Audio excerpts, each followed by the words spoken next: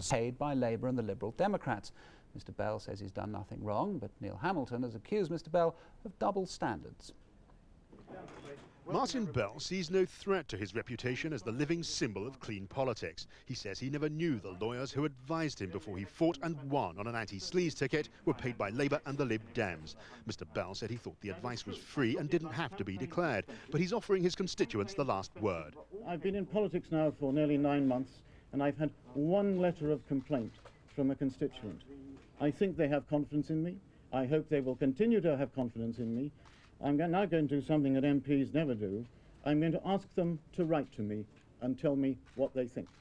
And if I discover that I have lost their confidence, which I very much doubt, then I will reconsider my position. The man he defeated lost his seat and his reputation when he was found guilty of selling parliamentary services for cash. Now he's trying to turn the tables. Mr Bell's election campaign was a fraud. At the same time, he was accusing me of covering things up. He was being bankrolled by the Labour Party and the Liberal Party whilst pretending to be an independent and denying that he was receiving any donations of more than £100. The battle for Tatton was a media showdown and an expensive one. This confrontation on Knutsford Heath passed into legend. The lawyers advised Martin Bell not to call himself an anti-corruption candidate for fear of libelling Neil Hamilton. They charged over £9,000 for their help.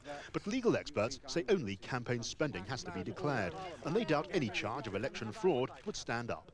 I'd be gobsmacked if Bell was to be held legally liable.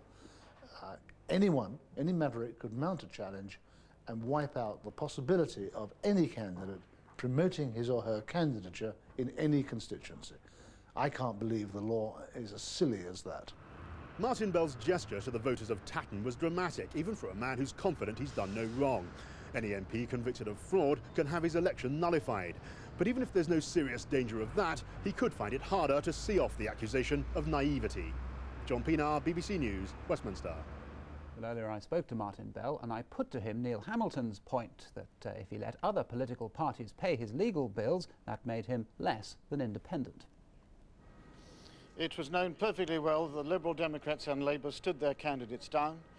I was facing unprecedented legal challenges of a kind that no other candidate faced, and I needed legal advice. I have to say at the time I thought it was pro bono. I now discover it was paid for. But if I hadn't had that legal advice, I'd been shot out of the water, so I had to get a start somewhere. And now I'm an MP, I am an independent MP. Would you accept at least that you were naive in thinking that this legal advice was going to come free? My campaign was a little bit of a crusade, and just about everything did come free. And if I was innocent, I don't think being politically innocent is an indictable offence, and I guess I know rather more about politics now. But people might suggest that you possibly should have checked to make sure that this advice was coming free. Look, I don't know, you've never run for office. I'm essentially a one-man band out there. I'm not in the back room. I'm chasing up votes. So, you know, you can't do everything and check everything, and I didn't. In the light of what has happened now, would it be simpler perhaps if you were to pay this money now yourself, at least to break that link with these two political parties? Yes, I would be willing to do that. I mean, I can justify the parties spending that money because I think if they hadn't, we'd have been blown out of the water by these legal challenges. But if my constituents, and I'm now hearing from them, I'm getting a lot of support, if my constituents think that that money should come out of my pocket, I'll quite happily go £9,000 in the hole. So that is a real possibility within the next few days? Yeah, I've done something that MPs don't normally do. I've asked my constituents to write to me. So far the support has been absolutely overwhelming, but I want to see what their concerns are, and I'll then respond. Martin Bell, thank you very much. President Clinton has been given breathing space in the crisis over allegations that he had during the apartheid era. Mr. Botha spoke after appearing in court on charges of contempt arising from his refusal to testify before the Commission. With a well-practiced wave of the ex-presidential hand, P.W. Botha took South Africans back to the days when he was the boss and apartheid at its most systematic and brutal.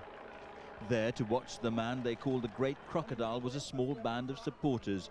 Mr. Botha has become a cause célèbre for those Afrikaners who feel lost in this new South Africa, still clinging to the symbols of the past.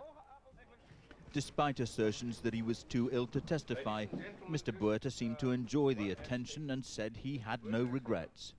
Apologize, I only apologize for my sins before God. I'm not, why do you want me to go and apologize before Bishop Tutu? For what? For what? He even went on to describe apartheid as a good neighbour policy. South Africa's present precarious position is the proof that I was right. It's that arrogance that black South Africans remember and which still enrages the passions. This demonstration outside the court shows how intensely political the Truth Commission's work has become. Many of these people that you're seeing standing here today, they were victims of forced removals, and we are in poverty today because of apartheid law.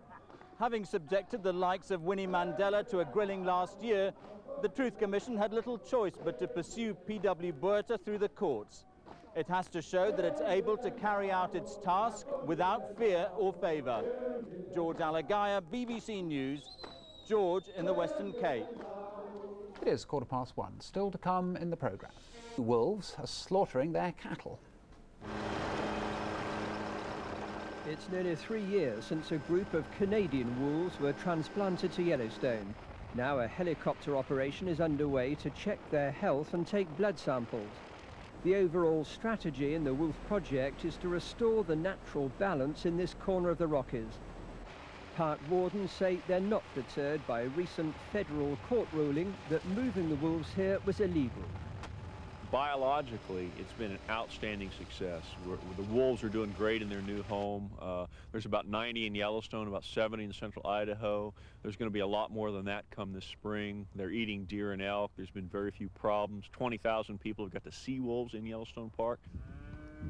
But there are cattle ranches ringing Yellowstone Park, which is not fenced. Earlier this century, cowboys were paid bounties for killing wolves until they were wiped out.